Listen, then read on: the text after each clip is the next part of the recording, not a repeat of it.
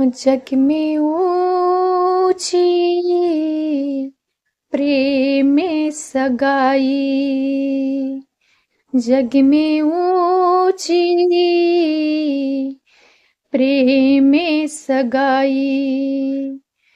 प्रेम के बसे अर्जुन रथ हाँ क्यों, प्रेम के बसे अर्जुन रथ हाँ क्यों, बोल गए ठकुराई। जग में ऊंची प्रेम में सगाई, जग में ऊंची प्रेम में सगाई, जग में ऊंची प्रेम में सगाई। जी हाँ दोस्तों, प्रेम एक ऐसा विषय है जो जीवन के हर कोने में गहराई से जड़ें जमाए हुए है। यह संसार की सबसे मधुर परंतु सबसे कठिन भावना है।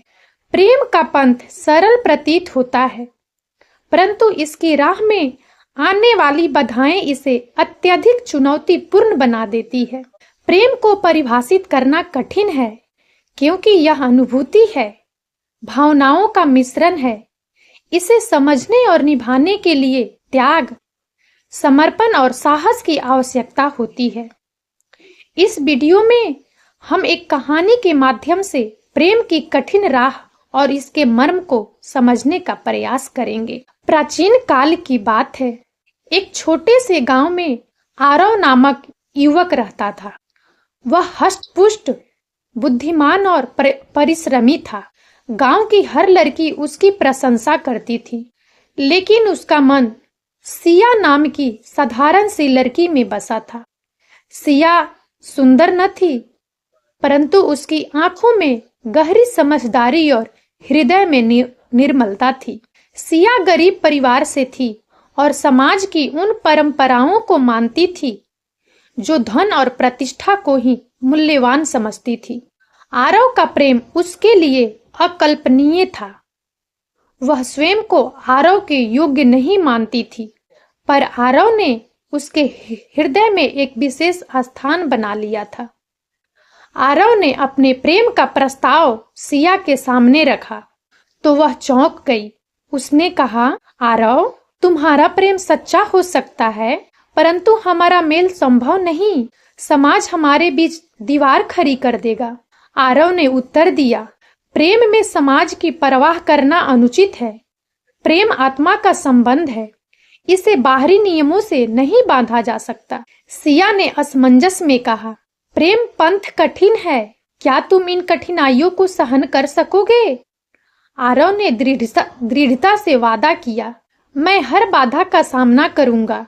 आरव ने अपने प्रेम को सच्चा साबित करने के लिए हर संभव प्रयास किया। गांव के लोग उनके प्रेम का विरोध करने लगे। सिया के माता पिता ने उसका विवाह एक धनवान व्यक्ति से करने का निर्णय लिया। आरव ने सिया से कहा, अगर तुम्हें भी यह विवाह स्वीकार है तो मैं पीछे हट जाऊंगा।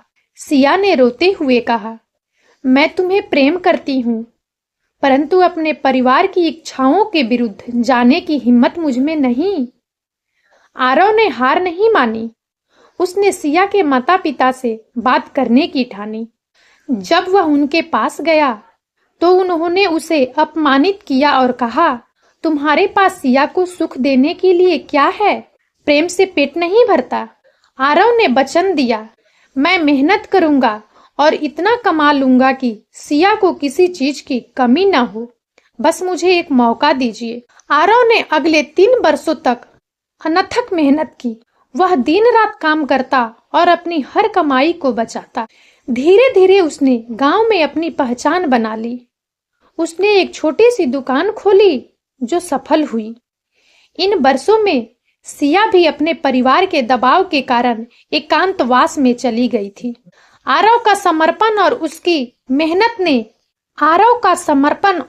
मेहनत ने सिया के माता पिता को सोचने पर मजबूर कर दिया। जब आरव अपनी स्थिति मजबूत कर चुका था, उसने पुनः सिया के माता पिता से विवाह का प्रस्ताव रखा। इस बार उन्होंने उसे गंभीरता से लिया, लेकिन गांव के कुछ लोग अब भी इस विवाह के विरोध में थे। आरव ने गांव की पंचायत में सबके सामने कहा, प्रेम कोई अपराध नहीं है। मैं सिया को केवल अपने सुख के लिए नहीं, बल्कि उसकी खुशियों के लिए चाहता हूँ। अगर यह अपराध है तो मैं सजा के लिए तैयार हूँ। आरव की सच्चाई और समर्पण ने लोगों को दिलों को जीत लिया। सिया के माता पिता ने इस विवाह को स्वीकार कर लिया। सिया और आरव का विवाह एक साधारण लेकिन हृदय स्पर्शी समारोह में हुआ। विवाह के बाद सिया ने कहा, प्रेम पंथ सचमुच कठिन है, परंतु यह कठिनाई ही इसे मूल्यवान बनाती है। आरव ने मुस्कुराते हुए उत्तर दिया, जब प्रेम सच्चा हो तो कोई भी राह असंभव नहीं होती। प्रेम का पंथ कठिन अवश्य है, लेकिन यह कठिनाई ही इसे पवित्र और सार्थक बनाती है। सच्चा प्रेम केवल अपनी भावनाओं की संतुष्टि नहीं है, बल्कि इसमें त्याग, समर्पण और दृढ़ता भी आवश्यक है। प्रेम में सफलता पाने के लिए केवल भावनाएं ही नहीं, बल्कि कर्तव्य और आत्मनियंत्रण भी आवश्यक है। आरव और सिया की कहानी इस बात का प्रमाण है कि सच्चे प्रेम में कितनी भी बाधाएं क्यों ना आए, उसे पाया जा सकता है, बशर्ते कि समर्पण और विश्वास की शक्ति हो। यही प्रेम की वास्तविक विजय है। और अब इस वीडियो में इतना ही। यदि आप सबको हमारा यह वीडियो अच्छा लगा हो तो प्लीज इसे लाइक करें और ज्यादा से ज्यादा शेयर करें, ताकि हमारा मनोबल इसी प्रकार से बढ़ता रहे और हम एक से बढ़कर एक ज्ञानवर्धक वीडियो लेकर नियमित रूप से आपकी सेवा में उपस्थित होते रहें। और तब तक के लिए बने रहें हमारे चैनल राजनंदिनी पर। हम बहुत जल्द एक नए ज्ञानवर्धक वीडियो के साथ एक बार फिर से आप सबकी सेवा में उपस्थित होंगे। जय हिंद, जय भारत।